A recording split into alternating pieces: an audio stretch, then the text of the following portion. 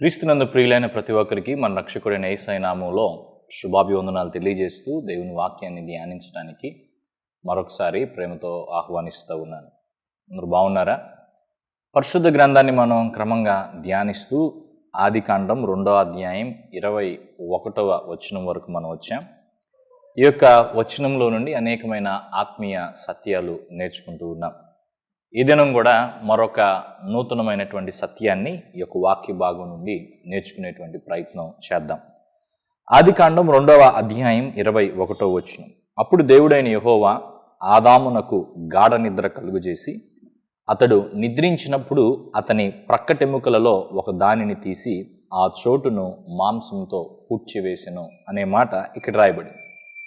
ఈ మాటను బట్టి మనం గడిచిన భాగాల్లో దేవుడు నిద్రను కలుగు చేసేటువంటి వాడుగా ఉన్నట్టు నిద్రను గురించి కొన్ని విషయాలు మనము తెలుసుకున్నాం. అయితే దేవుడు ఆదాముకు గాఢ నిద్ర కలుగు చేసి ఆయన చేసిన కార్యాన్ని గురించి మనం ఆలోచన చేస్తే దేవుని గురించి మరొక అద్భుతమైన సత్యాన్ని మనం ఇక్కడ నేర్చుకోవచ్చు. అదేంటంటే దేవుడు ఒక వైద్యుడిగా ఇక్కడ మనకు కనబడుతున్నాడు. దేవుడు ఒక వైద్యుడిగా ఇక్కడ కనబడుతున్నాడు. పరిశుద్ధ గ్రంథంలో రాయబడిన మొట్టమొదటి సర్జరీ అనాలి. పరిశుద్ధ గ్రంథంలో అంటం కంటే కూడా ప్రపంచంలో జరిగిన మొట్టమొదటి సర్జరీ. దానికి ముందు ఎవరు చేయలేదు. ఆ తర్వాత ఎంతోమంది ఈ సర్జరీలు ఎన్నో చేసి ఉంటారు రకరకాలుగా. కానీ మొదటి సర్జరీ చేసినటువంటి వాడు దేవుడే మొట్టమొదటి సర్జరీ చేసినట్టుగా ఈ యొక్క వచనం మనకు తెలియపరుస్తుంది. ఆ రోజు మొదలుకొని నేటికి కూడా భూమి మీద వైద్య వృత్తిలో ఉన్నటువంటి ప్రతి వైద్యునికి దేవుడు మాదిరిగా ఉన్నాడు. ఇంకో రకంగా చెప్పాలంటే ఆయనను మనము పరమ వైద్యుడు అని పిలవచ్చు. భూమి మీద ఉన్నటువంటి డాక్టర్లందరికీ ఆయన డాక్టర్. ఎందుకంటే భూమి మీద ఉన్నటువంటి డాక్టర్లకి ఈ డాక్టర్కి ఒక తేడా ఉంది. ఈ లోకంలో ఉన్నటువంటి ఏ డాక్టర్ అయినా తనకున్న చదువును బట్టి, అనుభవాన్ని బట్టి, జ్ఞానాన్ని బట్టి మనకు వైద్యం చేసేటువంటి ప్రయత్నం చేస్తారు. మరలా చెప్తున్నాను, వైద్యం చేసే ప్రయత్నం చేస్తారు. వైద్యం మాత్రమే డాక్టర్లు చేయగలుగుతారు. కొంతమంది ఈ విషయాన్ని అంగీకరిస్తారు, చాలామంది డాక్టర్లు దీన్ని ఒప్పుకుంటారు. కొంతమంది వారి యొక్క ఆఫీస్ రూమ్లో కూడా ఈ మాటను రాసి పెట్టుకుంటారు. అదేంటంటే ఐ ట్రీట్, గాడ్ హీల్స్.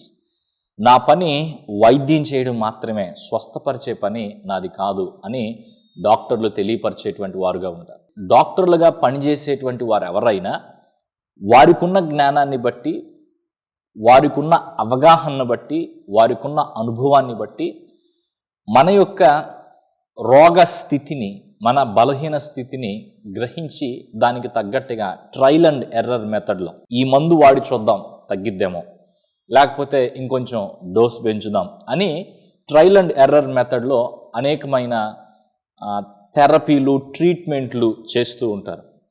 అవి కొన్నిసార్లు సక్సెస్ అవుతాయి, కొన్నిసార్లు ఫెయిల్ అవుతాయి, కొన్ని విఫలమైపోతాయి. ఎన్ని చేసినా కొన్నిసార్లు డాక్టర్లు కొంతమందిని బ్రతికించలేరు. కొన్ని రోగాలకు వారు సంపూర్ణ పరిష్కారాన్ని చూపించలేరు. కానీ దేవుడు ఇలాంటి డాక్టర్ కాదు. దేవుడు తన గురించి తాను చెప్పుకున్నటువంటి ఒక వచనాన్ని నేను మీకు జ్ఞాపకం చేస్తాను. నిర్గమాకాండం 15వ అధ్యాయం 26వ వచనంలో దేవుడు తన గురించి తాను చెప్పుకుంటూ ఇశ్రాయేలుకు ఈ మాటలు చెప్పాడు. మీ దేవుడైన యెహోవా వాక్కును శ్రద్ధగా విని ఆయన దృష్టికి న్యాయమైనది చేసి ఆయన ఆజ్ఞలకు విధేయులై ఆయన కట్టడలన్నిటినీ అనుసరించి నడిచిన యెడల నేను ఐగుప్తీయులకు కలుగు చేసిన రోగములలో ఏదియు మీకు రానియను. ఆ తర్వాత రాయబడిన మాట చూడండి, నిన్ను స్వస్థపరుచు యెహోవాను నేనే. నిన్ను స్వస్థపరుచు యెహోవాను నేనే. ఇక్కడ ఈ మాట మనం గమనిస్తే ఒక మాటలోనేమో రోగములు మీకు రానియను అన్నాడు, రెండో మాటలో మిమ్మల్ని స్వస్థపరిచేవాడిని నేనే అంటున్నాను. నేనే అని దేవుడు మాట్లాడాడు. ఇక్కడ గమనించాల్సిన విషయం ఏంటంటే దేవుడు స్వస్థపరిచేటువంటి వాడుగా ఉన్నాడు. ఆయన కేవలము వైద్యం చేసేటువంటి వాడుగా మాత్రమే లేడు, కానీ ఆయన స్వస్థపరిచేటువంటి వాడుగా ఉన్నాడు. సో దేవుడు ఈ లోకంలో ఉన్న మిగతా డాక్టర్ల కంటే భిన్నంగా ఎలా ఉన్నాడు అని మనం ఆలోచన చేస్తే, సాధారణంగా ఈ లోకంలో ఉన్నటువంటి డాక్టర్లు అందరూ ట్రీట్మెంట్ చేస్తారు, వైద్యం చేస్తారు, కానీ స్వస్థపరచడం వారి చేతులు లేదు. ఈ ప్రాసెస్ చక్కగా ఉంటే, ఫలిస్తే, ఇంకొక మాటలో చెప్పాలంటే దేవుని సహాయము అందుకు తోడైతే, దేవుడు వారి ప్రయత్నాన్ని దీవిస్తే, సఫలపరిస్తే, వారు చేసిన వైద్యాన్ని బట్టి స్వస్థత లభించవచ్చు. కానీ ఇక్కడ స్వస్థపరిచేవాడే దేవుడు. ఆయన స్వస్థపరిచే విధానాలు కూడా విభిన్నంగా ఉంటాయి. ప్రభువైన యేసుక్రీస్తు వారు భూలోకానికి దిగి వచ్చినటువంటి సమయంలో, ఆయన భూమి మీద జీవించినటువంటి కాలంలో అనేకమైన స్వస్థతలు ఆయన చేశాడు. ఆయన స్వస్థత చేసిన విధానాలు రకరకాలుగా ఉన్నాయి. కొన్నిసార్లు మాటతో స్వస్థత చేశాడు, కొన్నిసార్లు ఆయన తాకి స్వస్థత చేసిన వాడుగా ఉన్నాడు. ఇలా ఆయన వస్త్రాలు ముట్టుకుంటే స్వస్థత కలిగింది. రకరకాలైనటువంటి పద్ధతిలో ఆయన ఉమ్ము ద్వారా స్వస్థత కలిగించిన వాడుగా ఉన్నాడు. సో ఈ లోకంలో ఉన్నటువంటి ఒక డాక్టర్కి పరమ వైద్యుడిగా ఉన్నటువంటి దేవునికి ఉన్న వ్యత్యాసం ఇది. అంతేకాకుండా కీర్తనల గ్రంథం 147వ కీర్తన 3వ వచనంలో ఇలా రాయబడింది, గుండె చెదరిన వారిని ఆయన బాగు చేయువాడు, వారి గాయములు కట్టువాడు. గుండె చెదరిన వారిని ఆయన బాగు చేయువాడు, వారి గాయములను కట్టువాడు. గుండె చెదరినటువంటి వారిని బాగు చేసేవాడు దేవుడు, గాయములు కట్టేటువంటి వాడు. ఇక్కడ కూడా దేవుణ్ణి ఒక వైద్యునిగా మనం చూడొచ్చు. మన గాయములు కట్టటము, మన ఆరోగ్య పరిస్థితిని సమీక్షించి మనలను అనారోగ్యం నుండి విడిపించి ఆరోగ్యవంతులుగా చేయడము దేవుడు చేసేటువంటి కార్యం. యేసుక్రీస్తు వారి గురించి మనం ఆలోచన చేస్తే, ప్రభు అయిన యేసుక్రీస్తు వారు వాస్తవంగా మల్టీ స్పెషల్ డాక్టర్ అని చెప్పాలి. ఆయన మల్టీ స్పెషలిస్ట్ అని చెప్పాలి. ఇప్పుడు ఒకానొక సమయంలో పల్లెటూరుల్లో, గ్రామాల్లో ఎవరో ఆర్ఎంపీలు ఉండేవారు. వీళ్ళు అన్నిటికీ డాక్టర్లు. వీళ్ళు కొన్నిసార్లు వీళ్ళే డెలివరీలు కూడా చేసేవాళ్ళు. చిన్నదానికి పెద్దదానికి వైద్యం చేసేవారు. కొన్ని వాళ్ళ పరిధి మించినవిగా ఉంటాయి కాబట్టి మా వల్ల కాదని పెద్ద హాస్పిటల్కి తీసుకెళ్ళమని చెప్పేటువంటి వారుగా ఉంటారు. ఇప్పుడు సైన్స్ బాగా అడ్వాన్స్ అయింది, మెడిసిన్ బాగా అడ్వాన్స్ అయిన విధానాన్ని బట్టి స్పెషలిస్ట్ డాక్టర్లు వచ్చేసారు. ప్రతి శరీరంలో ఉన్నటువంటి ప్రతి విభాగానికి ఒక డాక్టర్ ఉన్నాడు. సో మన శరీరంలో ఉన్నటువంటి ప్రతి విభాగం విషయంలో ఈ డాక్టర్లు ఒక్కొక్కరు ఒక్కొక్క దానికి వైద్యం చేసేవారుగా ఉంటారు. కంటికి ఒక డాక్టర్, చెవికి ఇంకో డాక్టర్, ఎముకలకు ఒక డాక్టర్, గుండెకు ఇంకొక డాక్టర్, ఇలా కిడ్నీలకి మరొక డాక్టర్. పైగా మీ శరీరంలో ఉన్నటువంటి ఇతర భాగాల మీద వీరికి కొంత అవగాహన ఉన్నప్పటికీ వారు చదువుకున్న చదువుని బట్టి ఒక ప్రత్యేకమైన అవయవం విషయంలో కొంచెం స్పెషలిస్టులాగా పనిచేసేటువంటి వారుగా ఉంటారు. కానీ ప్రభు అయిన యేసుక్రీస్తు వారి విషయంలో మనం చెప్పాలంటే ఆయన మల్టీ స్పెషలిస్ట్ అన్నాను నేను. అంటే దాని అర్థం ఏంటంటే ఈయన అన్నిట్లోనూ ఈయనకి స్పెషలైజేషన్ ఉంది. ప్రతి అంశంలో, శరీరంలో ఉన్నటువంటి ప్రతి భాగం విషయంలో ఈయన స్వస్థత కలిగించేటువంటి వాడుగా, మనకు వైద్యం చేసేటువంటి వాడుగా ఉన్నాడు. యేసుక్రీస్తు వారు స్వస్థపరచలేని, తొలగించలేని, వైద్యం చేయలేని రోగం అంటూ ఏదీ లేదు. ప్రతి రోగానికి యేసుక్రీస్తు వారి యొద్ద మందు ఉన్నది.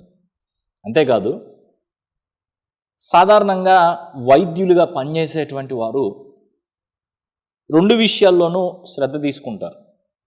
ఒకటి, మన శరీరం విషయంలో శ్రద్ధ తీసుకుంటారు. రెండవది, మన మనస్సు విషయంలో కూడా ఎంతో కొంత వారు శ్రద్ధ తీసుకుంటారు. అంటే ఇప్పుడు శరీరంలో ఉన్నటువంటి సమస్యను బట్టి, శరీరానికి మన అనారోగ్య పరిస్థితిని బట్టి కొన్ని మందులు ఇవ్వడం మాత్రమే కాకుండా ప్రతి డాక్టర్ కూడా కొంత కౌన్సిలింగ్ చేసే ప్రయత్నం చేస్తారు. ఇలా ఉండు, ఇలా ఉండొద్దు, ఇవి తినండి, ఇవి తినొద్దు. తర్వాత మన మానసిక స్థితిని కూడా అంచనా వేసి మన మానసిక స్థితికి తగ్గట్టుగా కొన్ని సలహాలు ఇస్తూ ఉంటారు. సో ఇది కంబైన్డ్ జాబ్ లాగా కొన్నిసార్లు కనిపిస్తూ ఉంటుంది. ఒక సైకియాట్రిస్ట్ ట్రీట్ చేసినట్టుగా ట్రీట్ చేయకపోయినా, ఒక సైకాలజిస్ట్ ట్రీట్ చేసినట్టుగా ట్రీట్ చేయకపోయినా, మానసిక స్వస్థత గురించి కూడా, మానసిక ఆరోగ్యం విషయంలో కూడా ఎంతో కొంత పట్టించుకునేటువంటి వారుగా మనము ఈ లోకంలో చూస్తున్నటువంటి మన చుట్టూ ఉన్నటువంటి డాక్టర్లు ఉంటూ ఉంటారు. కానీ యేసుక్రీస్తు వారి విషయానికి వచ్చినప్పుడు, దేవుని విషయానికి వచ్చినప్పుడు, మనుష్యుల్లో ఉన్నటువంటి ప్రాణ, ఆత్మ, దేహాల విషయంలో అన్నిటి విషయంలోనూ ఈయన వైద్యుడిగా ఉన్నాడు. ఆయన మన యొక్క శరీరానికి స్వస్థత ఇచ్చేవాడుగా ఉన్నాడు. 2, మన మనస్సుకు ఆయన నెమ్మది ఇచ్చేటువంటి వాడుగా ఉన్నాడు. మానసిక వైద్య నిపుణులు అందరికీ కూడా యేసుక్రీస్తు వారే గొప్ప అని చెప్పాలి. వాళ్ళందరికంటే యేసుక్రీస్తు వారు గొప్ప అని చెప్పాలి. అంటే మన మనస్సును ఎరిగినవాడు, మనలను ఒక్క ప్రశ్న కూడా అడగకుండానే మన మనస్సును ఆయన ఎరిగినవాడు. అంతేకాకుండా మన మనస్సు ప్రశాంతంగా ఉండటానికి, మన మనస్సు నెమ్మదిగా ఉండటానికి అవసరమైన సలహాలు ఎన్నో ఇచ్చేటువంటి సమర్థత యేసుక్రీస్తు వారికి ఉన్నది. ఎన్నో పరిశుద్ధ గ్రంథంలో ఆయన ఇచ్చాడు. అన్నిటికీ మించి ప్రతి మానవుడిలో ఉన్నటువంటి రోగం, ఇది ఆరోగ్యంగా ఉన్నటువంటి వ్యక్తికి కూడా ఈ రోగం ఉంది. ఆ రోగమే పాప రోగం. మానుకోలేని రోగం ఇది.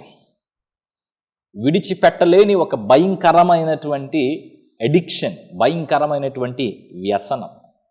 ప్రతి డాక్టర్కి ఉండాల్సిన ప్రాథమిక జ్ఞానం ఏంటంటే, ప్రాథమికంగా ఒక డాక్టర్ ఏం చేయాలి? ఒక వ్యక్తికి ఉన్నటువంటి రోగాన్ని అంచనా వేయగలగాలి. మనం కొన్నిసార్లు హాస్పిటల్కి వెళ్ళినప్పుడు కొంతమంది ఇదే ఆలోచన చేస్తాం. హాస్పిటల్కి ఎందుకు లేయ్యా, వెళ్తే వాళ్ళు ఆ టెస్టులు ఈ టెస్టులు అని చాలా టెస్టులు రాసి డబ్బులన్నీ వ్యర్థం చేస్తారు అని మనం అనుకుంటూ ఉంటాం. కానీ వాళ్ళు ఆ టెస్టులన్నీ చేయడానికి ఒక కారణం ఏంటంటే, అసలు రోగం ఎక్కడుందో తెలుసుకోవడానికి. రోగం ఎక్కడుందో తెలుసుకోవడానికి ఆ టెస్టులన్నీ చేస్తారు. ఒక అంచనాకు వాళ్ళు వచ్చిన తర్వాత ఇది ప్రాబ్లం అని వాళ్ళు తెలుసుకున్న తర్వాత దానికి వాళ్ళు వైద్యం చేసేవారుగా, మందులు ఇచ్చేటువంటి వారుగా, దాని నివారణ విషయంలో శ్రద్ధ తీసుకునేటువంటి వారుగా ఉంటారు. అయితే మన పాప రోగాన్ని గ్రహించగలిగిన వారు ఎవరూ లేరు. మన పాప రోగాన్ని ఎరిగిన వాడు పరమ వైద్యుడైన యేసుక్రీస్తు వారు. ఇక్కడ ఈ మాట గమనించండి. ఇర్మియా గ్రంథం 17వ అధ్యాయం 9వ వచనంలో ఇలా చెప్పబడింది: హృదయము అన్నిటికంటే మోసకరమైనది, అది ఘోరమైన వ్యాధి గలది, దాన్ని గ్రహింపగలవాడేవాడు. మన యొక్క వ్యాధిని, మనకున్నటువంటి పాప రోగాన్ని గ్రహింపగలిగిన వాడు, మన యొక్క పాప రోగానికి వైద్యం చేయగలిగిన వాడు ప్రభువైన యేసుక్రీస్తు వారే. మన పాపముల నుండి మనల్ని విడిపించటానికి, మన పాపముల మూలంగా కలిగినటువంటి ఫలితాలన్నిటి నుండి మనల్ని తప్పించడానికి, మన పాపములకు ఒక మందు ఇవ్వడానికి పరలోకం నుండి ఆయన ఈ లోకానికి దిగి వచ్చాడు. మన పాపముల కొరకైన శిక్ష ఆయన భరించి పాపము నుండి విడుదల పొందుటకు, పాపపు బానిసత్వం నుండి విడుదల పొందుటకు అవసరమైన సామర్థ్యాన్ని ఆయన మనకు అనుగ్రహించేటువంటి వాడుగా ఉన్నాడు. ఆయన చేసిన బలియాగము ద్వారా పాపముల మూలంగా కలిగే శిక్ష నుండి మనలను తప్పించుటకు మార్గాన్ని సిద్ధపరిచాడు. ఆయనను ఎవరైతే హృదయంలోకి ఆహ్వానిస్తారో, ఎవరైతే ఆయన అపాయింట్మెంట్ తీసుకొని ఆయనతో సంబంధం కలిగి జీవించడానికి ఇష్టపడతారో, వారందరి విషయంలో వారందరిలో ఆయన వసించి తన కార్యమును వారిలో జరిగిస్తూ ప్రతి విధమైన వ్యసనాన్ని జయించటానికి, పాపాన్ని జయించటానికి, పరిశుద్ధత కలిగి జీవించటానికి సహాయం చేసేవాడుగా ఉంటాడు. అంతేకాదు, ఈ డాక్టర్ మనందరి కోసం మరొకసారి రానై ఉన్నాడు. ఈ పాపపు లోకములో నుండి మనలందరినీ తీసుకుని వెళ్ళడానికి, మనందరి కొరకు ఈ లోకానికి మరలా రానై ఉన్నాడు. ఈ మాటలు వింటున్న ప్రియ సహోదరి సహోదరుడా, దేవుడు పరమ వైద్యుడై ఉన్నాడు. వైద్యులందరికీ వైద్యుడు ప్రభువైన యేసుక్రీస్తు. ఆయన పరమ వైద్యుడని గ్రహించి ప్రాణ, ఆత్మ, దేహములకు ఆయనలో స్వస్థత ఉందని, ఆయన దగ్గర మందుందని గ్రహించి ఆయన యందు విశ్వాసం ఉంచి ఆయనతో సహవాసం చేస్తూ ఒక డాక్టర్ దగ్గరికి వెళ్ళినప్పుడు ఆ డాక్టర్ ఇచ్చిన మందులు ఎంత జాగ్రత్తగా వేసుకుంటామో, ఆ డాక్టర్ గారు చెప్పిన సలహాలను ఎంత జాగ్రత్తగా మనం పాటిస్తామో, దేవుడు మన జీవితాలను, మన ప్రాణాత్మ దేహాలను సురక్షితంగా ఉంచటానికి, ఆరోగ్యకరమైన రీతిలో ఉంచటానికి ఇచ్చిన మందు దేవుని వాక్యం.